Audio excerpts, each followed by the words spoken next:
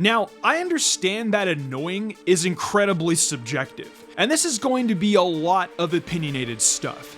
However, yes, that's how stuff like this works. I give my opinion on what I think is annoying, and then you agree or disagree, so long as it's respectful and we can all be civil about it. Now, what do I count as annoying? I just don't like fighting it, and it causes me to feel annoyed. It's irritating, whether it's because it's broken or just the tools in its kit are designed to be the stupidest stuff ever. Like for instance, every time I queue up for a ladder game but see a team that looks like this, I lose all hope for the match. And yeah, some of those mons are gonna be on the list. Honorable mention to Archelodon for being just broken, in a weird way. Warning by the way, I play mostly Gen 9 OU, so this will be relegated to that a decent bit. If you want to hear me talk about other formats, if I'm well versed enough in it, I will. Trust me, I got negative options on Gen 3 Suicune that I'd be happy to get out.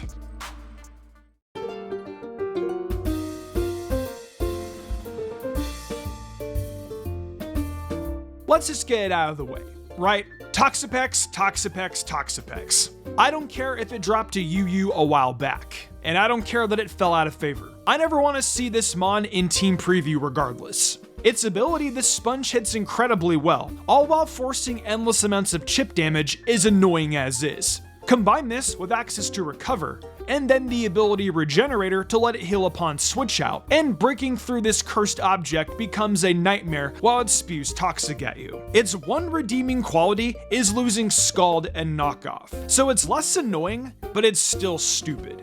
Speaking of stupid,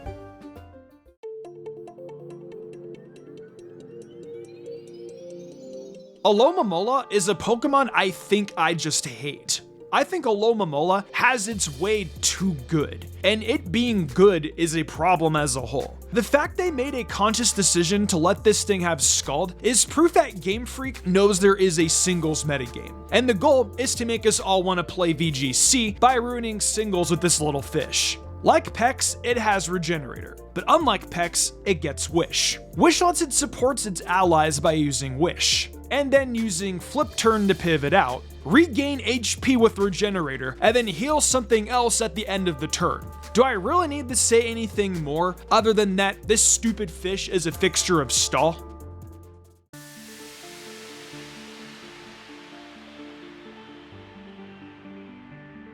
I have a decent bit of respect for the fiery matchup moth known as Volcarona. I think that it was a perfectly fine Pokemon, until Gen 9 specifically. It began to get a little out of hand because suddenly it became very hard to tell what set it's running. This variety it has makes it incredibly hard to deal with, because suddenly you go from being able to kill it with a rock move to watching as it terras into one of the many types, reverse sweeps you after a quiver dance, and then you watch as your opponent says GG easy and calls you bad in chat. Not to mention, you mix its ability to Terra into Lord knows what, and its ability to run multiple coverage moves, and either a fast spread or a bulky spread, and it becomes the thing that man fears most, the unknown.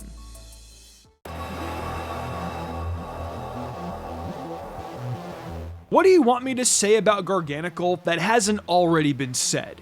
It's just a big, dumb, stupid rock who is entirely good because of its ridiculously overturned defenses. And somehow, more importantly, the fact that it can choose to just stop being a rock. You see, I think Garganacl is perfectly fine if you can get it with a super effective water move. But thanks to Terra, it can become water to resist it, Fairy for just a good typing, or Ghost to have no weaknesses at all. And all it needs is the free turn to get up an Iron Defense or Curse, if not Ghost, and then start Salt Curing and Body Pressing through any and everything, since nothing is immune to Garganacl. It doesn't help that Garganacl's Salt Cure does as much as Toxic Orb heals, which means that it can properly contest a Gliscor. What about Toxic strats?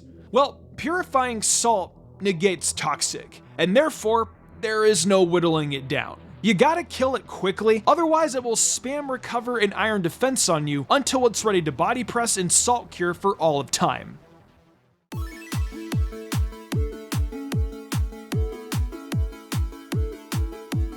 Yeah, most of these mons are gonna be defensive because I'm a dirty offensive player.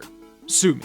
But that isn't going to stop me from having formulated an opinion about Don Bozo over here. Bulky waters are bulky waters, and we all know why they're good. What really pushes Don Dozo over the edge for me is the fact that it has Unaware. That's it. If I could set up on it to punish its passive game plan of Curse, Rest, and either a Stab Body Press or Sleep Talk, I would have no problems with this. But the fact that they actually gave the Snorlax of the Sea Unaware and then gave it ridiculously physical bulk is absurd. Why not just use a special attacker? Well, because this stupid idiot fish is always partnered up with Blissey or Clodsire. Or in VGC, it'll just receive double to everything thanks to Tatsugiri. But that fell out of favor.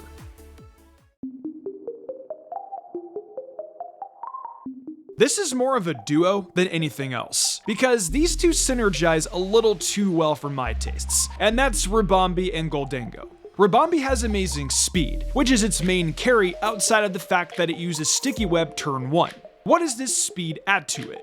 Well, after you knock it down to its sash and it gets webs up on you, it gets a free turn to use Stun Spore. I've lost actual matches to Stun Spore hitting my Mons and then losing the ability to move on multiple turns. I just roll my eyes, say it's just Mons, and then go about my day, but it still sucks. So where does Gholdengo come in? It stops me from moving the sticky webs thanks to its ability and its typing, and that's cringe.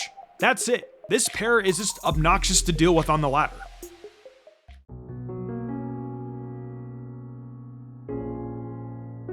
Sneasler is a Pokemon that I never wanted to see in Team Preview back when it was legal in Gen 9 OU, because it was always almost paired with Rillaboom and always almost had Grassy Seed for Unburden, and all it took was one well-timed Sneasler entry and you lost the game. It came in, teared out of a weakness, set up Swords Dance, and then swept your entire team because it getting a defense buff from Grassy Seed somehow made it bulky enough to survive stuff you'd think would kill it. I love me some ridiculous offense, but Sneasler's offense was too ridiculous. Toting moves like Close Combat, Swords Dance, Acrobatics, and the ever so annoying RNG reliant always works when the opponent does it, Dire Claw.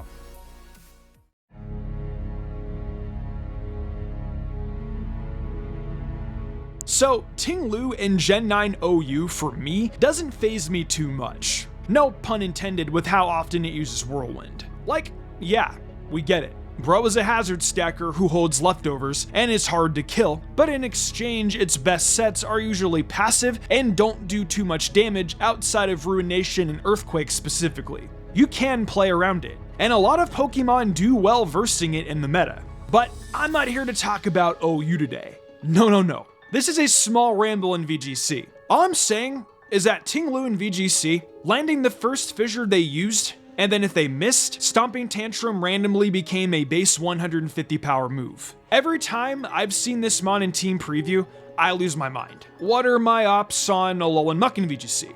More annoying.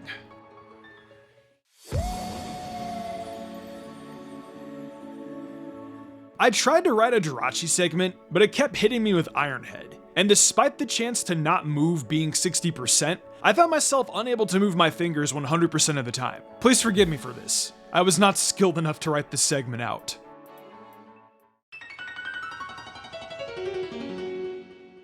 Look, in a world without hidden power, Gliscor is always going to find a way to spring up and be good in some fashion. And even with hidden power, it was still good. But not having it just kind of makes Gliscor better by default. HP Ice was a lot of people's ways to deal with this, and that option has been taken away from us. And now, even if we did have HP Ice, Gliscor is able to Terra Water and punish us anyways. Combine this with an excellent defensive profile, good speed for a wall, access to Swords Dance, and Toxic Heal to always be healing, even if the Toxic Orb gets knocked off, so long as it procced the first time. And then just having Toxic to be able to stall and Spikes to be able to force even more chip. Yeah, no thanks. I think I missed the days where Bro was banned. Sure, it's fallen off a bit, and that's great. I'm happy it's balanced, but this doesn't mean I have to like seeing it in Team Preview. I like to think this was a pretty simple, brief explanation on why I never want to run into these guys on Team Preview. Admittedly, these were a lot of modern day big name OU, if not banned Ubersmons of Gen 9. But as I said in the intro, If you want me to talk about other Pokemon in other formats, and it's a format I'm pretty well versed in, I'll happily do it. It'll be fun to talk about.